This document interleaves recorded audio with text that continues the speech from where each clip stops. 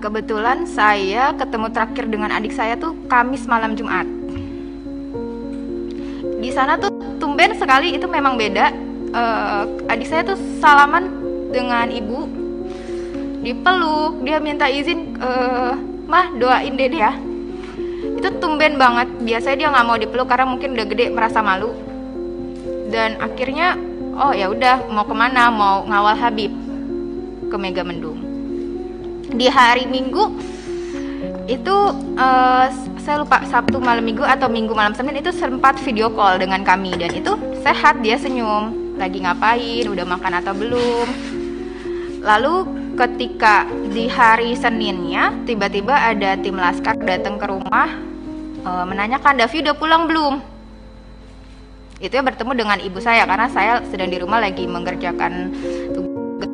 Terus belum, kan Davi mengawal. Oh gitu. Ya udah, ibu ke pertamburan dulu yuk. Buat apa? Di situ saya bingung ya. Kebetulan di handphone ada notifikasi berita, saya baca. Saya langsung kepikiran adik saya teleponin, terus saya WA-in, terus kok nggak ada kabar, ini kemana? Dan itu berita masih simpang siur. Kami tidak tahu kebenarannya itu seperti apa. Dan untuk dibilang lukanya itu subhanallah, itu seperti ditembak jarak dekat, karena saya tidak ikut memandikan, karena memang kan kalau dalam Islam memandikan kalau misal laki-laki dengan laki-laki, dan itu kebetulan ayah saya yang ikut memandikan. Ayah saya cerita sambil berderai air matanya, sambil, oh ini benar-benar luka tembak tuh di dada ada 3, di punggung itu luka robek seperti diseret.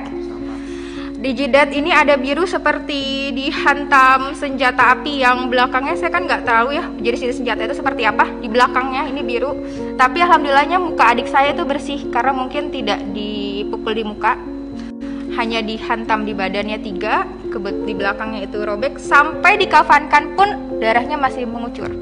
Subhanallah, itu buat kami sangat luar biasa ya. Itu benar-benar seperti pembantaian, yang berarti kan seperti tidak ada perlawanan di sana. Jadi seperti yang diberitakan itu kan bohong. Itu yang membuat kami, ya Allah, ini saya udah gak bisa berkata-kata lagi. Jadi pertama-tama lagi hari Kamis, anak saya mau berangkat pamit, itu Kamis sore. Bi minta ridhonya, Bi saya mau ngawal Habib. Sama uminya begitu juga. Insya Allah saya ridhoin, yang penting jalan yang benar. Anak saya juga nggak pernah membawa senjata apapun, pisau aja nggak pernah, apalagi pistol Pak. Habis itu berangkat. Lalu hari Minggu siang jam 14.00 saya chattingan, jawabannya alhamdulillah saya sehat, saya belum bisa pulang Bi, kurang tahu kapan pulangnya. Habis itu saya nggak berhubungan lagi Pak. Tahu-tahu hari Senin kira-kira jam 3 sore itu ada kabar dari tetangga ke rumah bahwa di berita media sosial maupun TV Pak, itu anak saya termasuk yang diculik Pak. Karena apa diculik? Karena saya melihat sendiri pas dimandikan, menyaksikan itu kayak disiksa di punggung sini nih, kayak geseng Pak.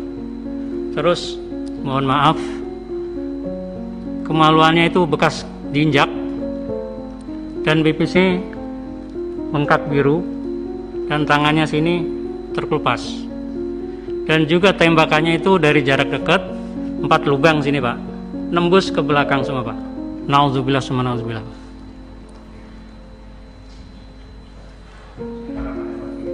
Jadi kulitnya juga yang di belakang sama yang sini itu agak terkelupas Pak, agak lebar jadinya. Yang saya ketahui itu nanti. Ya nanti.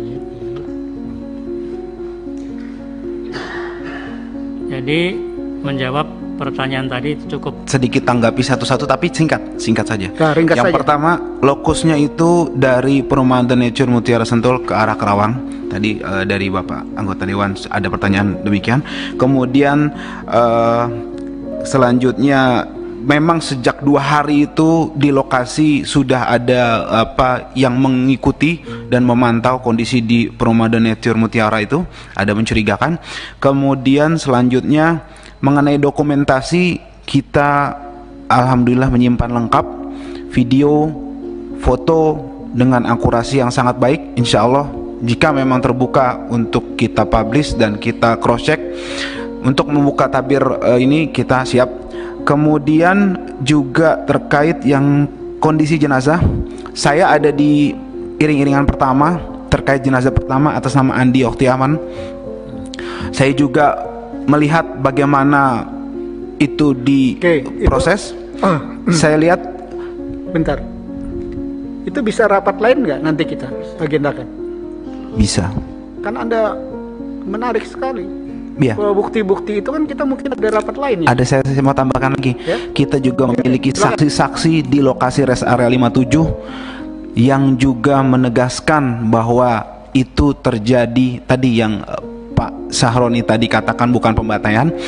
Itu arahnya tapi bukan di sini, mungkin penjelasan lebih detail karena itu sangat memilukan. Kita ada saksi juga, insya Allah. Kemudian juga terkait kondisi jenazah saya lanjutkan. Saya melihat sendiri mata sebelah kiri ini seperti ada bekas peluru tembus ke belakang.